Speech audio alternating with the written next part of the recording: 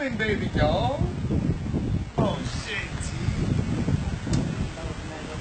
So cute, baby. You know, I love you so much. You're so beautiful, and I got a lot of money. I can help you to travel all over the world if you know what I mean. So, I'm a big rich man. I love you so.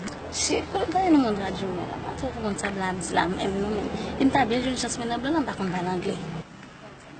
Oh, fuck, like that. If I can find someone to translate for me, I don't understand that. Oh, buat sini si kabin na. Bukan kon balangle, ba mo ile.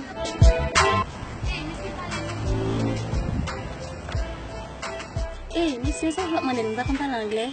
Demoiselle Bamzou, je parle français, je parle espagnol. Que là même, et ça, mais anglais, je ne connais pas même. Avouez l'âme qui décide mani. Pour me t'arrêter qu'on parle anglais. Ah, il est monsieur. So, fuck, what happened? They don't care? So, I don't understand.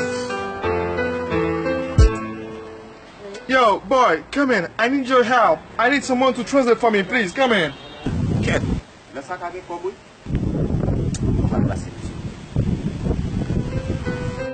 Hi, boy. So, I need you to translate for me for the girl because I love her.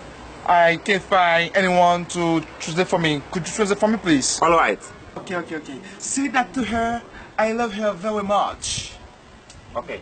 Blanc dit me comme ça, moi mon appel. Yeah, moi mon appel. Blanc, dit me que moi mon appel.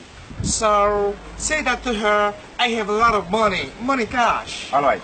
Blanc dit il y a un pile l'argent. Un pile l'argent. So, say that to her. If she wants, I can give her 5,000 American dollars for that she can go to make sex with me, please. Blanc dit comme ça. La pose $5,000 américains si vous venez la caille moi. La caillou. La caille moi. Bah, pourquoi je me suis traduit là, non? Mandez blanc, moi, est-ce qu'elle gagne? Okay. Do you have a big dick? Of course, very fucking big dick. Blanc dit comme ça, des gars ont vieux petit bagay, petit, c'est moi qui bon bagay. Tu l'as écrasé, vous savez, c'est pas capable.